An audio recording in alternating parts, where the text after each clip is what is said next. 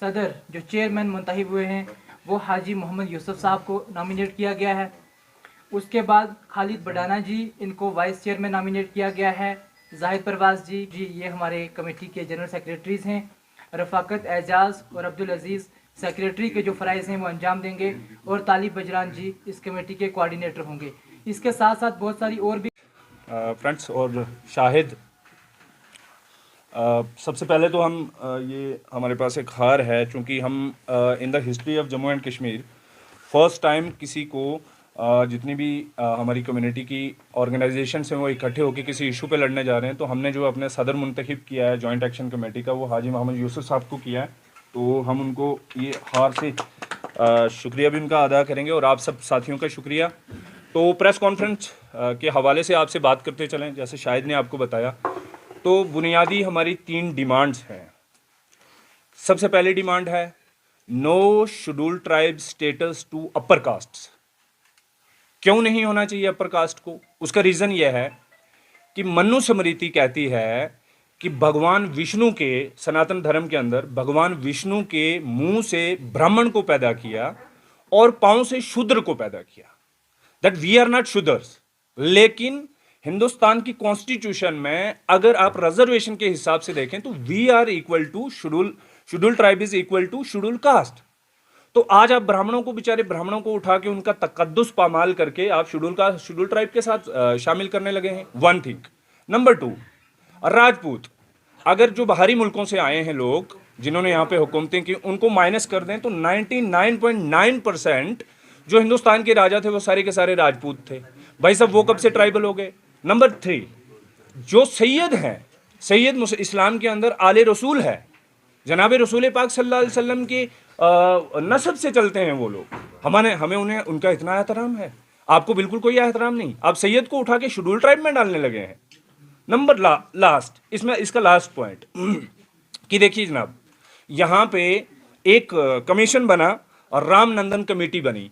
Ramnandan committee ने कहा कि अदर बैकवर्ड क्लासेस के अंदर जितना भी क्रीमी लेयर है उनको हटाने के लिए हम रिपोर्ट पेश करेंगे, रामनंदन कमेटी ने कहा। और रिपोर्ट क्या पेश की गई कि रिजर्व कैटेगरीज के अंदर तमाम reserve category, I am not talking about schedule tribe only, जितनी भी रिजर्व कैटेगरीज है उनके अंदर क्रीमी लेयर को हटाना है, इसलिए आइडेंटिफाई करके, ताकि जो क्यू के अंदर लास्ट बंदा खड़ा है उसको भी बेनिफिट हो सके।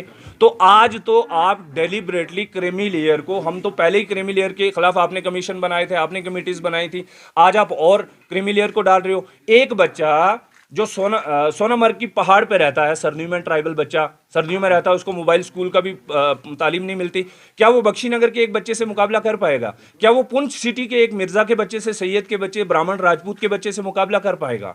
सवाल ही नहीं पैदा होता। क्या वो रेहाड़ी के बच्चे से मुकाबला कर पाएगा? नहीं कर पाएगा।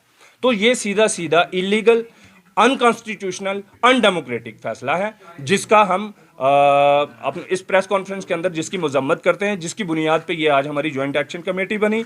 और जनाब देखें, ट्राइबल होने के 3-4 शराइत हैं। आप उन लोगों को ट्राइबल डिक्लेयर कर रहे हैं। जनाब सबसे पहले ट्राइबल होता है, उसकी सबसे पहली चीज़ है कि प्रिमिटिव ट्रेड्स होने चाहिए। आप आज भी खाना बदोश को देखते हैं, आपको कदीम इंसान याद आता है, आता ही कि नहीं? हमें कदीम इंसान याद आता है। जब ट्राइबल कम्युनिटी के किसी बुजुर्ग या खातून को देखते हैं, आपको इंडस वैली सिविलाइजेशन याद आने लगती है। तो एक ब्राह्मण खातून, एक राजपूत खातून, एक सैयद खातून, वो कैसे उससे आप, हमारी वो खवातीन और हमारे बुजुर्ग और हमारे बच्चे कैसे मुकाबला करेंगे? नंबर 2, उनका जनाब डिस्टिंक्ट कल्चर होना चाहिए। क्या ये जितनी भी कम्युनिटीज आप शेड्यूल ट्राइब के अंदर शामिल करने जा रहे हैं, इनका क्या डिस्टिंक्ट कल्चर है भाई? क्या डिस्टिंक्ट कल्चर है? अरे उन्होंने तो पूरे हिंदुस्तान पे राज किया है। और इसका दूसरा पॉइंट है जियोग्राफिकल आइसोलेशन होनी चाहिए। तीसरा पॉइंट है ट्राइबल होने की। जियोग्राफिकल आइसोलेशन कितनी है? जम्मू पे आपका कब्जा है। हिंदुस्तान की अगर बात करें, हिंदुस्तान के आज तक 14 chief justice of supreme court हुए, उनमें से 11 ब्राह्मण थे। आप उसी कम्युनिटी को उठा के ट्राइबल कम्युनिटी में डालने लगे जो हिमालयाज पे है। आइसोलेशन की बात कर रहा हूं मैं। और चौथा पॉइंट है इसके अंदर शाइनेस। आप देखते हैं मीडिया वाले लोग, हमारी कम्युनिटी के कितने लोग यहाँ पे गोजरी में बात करने की कोशिश करते हैं, आपसे कितना घुल मिल सकते हैं? नहीं करते, वो जंगलों में रहते हैं। और आप उठा के शहर के लोगों को उठा के हमारे साथ मुकाबले में खड़ा कर रहे हैं। और इसका लास्ट पॉइंट है बैकवर्डनेस। वो आप सबको पता है कि हमारे अंदर कितनी बैकवर्डनेस है। नंबर टू जनाब, दूसरा पॉइंट क्या है हमारा कि रिकॉन्स्टिट्यूशन ऑफ बैकवर्ड कमीशन, ये जो जीडी शर्मा कमीशन बना है, हम इसको सिरे से खारिज करते हैं, उसकी मजम्मत करते हैं। आप मुझे बताइए, जीडी शर्मा कमीशन बना, उसके अंदर कितने ट्राइबल मेंबर्स हैं? हमारे लिए कोई फैसला लेने के लिए आपने कमेटी बनाई तो कोई हमारी कम्युनिटी का भी फर्द होना चाहिए था ना।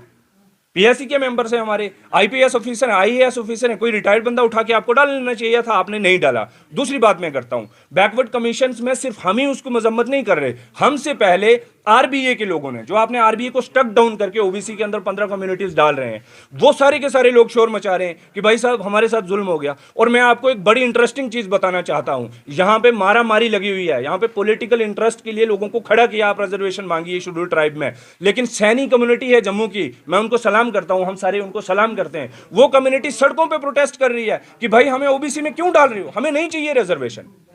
तो ये क्या खेल है? जिस कम्युनिटी को रिजर्वेशन नहीं चाहिए आप उसको जबरदस्ती रिजर्वेशन में डाल रहे हैं, जिनको चाहिए आप उनको खदेड़ रहे हैं। और एक चीज मैं और बताता हूं, जिसमें ये पिछले दिनों अमित शाह साहब ने कहा, ऑनरेबल होम मिनिस्टर साहब ने कहा कि किसी का कोई हिस्सा नहीं कटेगा। 2005 की जजमेंट है सुप्रीम कोर्ट की कि जनाब quota within quota, reservation within reservation का कोई प्रोविजन कॉन्स्टिट्यूशन के अंदर नहीं है। भाई साहब हमें रिजर्वेशन के तहत, शेड्यूल ट्राइब की रिजर्वेशन के तहत 7% सेंटर की अपॉर्चुनिटीज के अंदर 7% हमें मिलता है।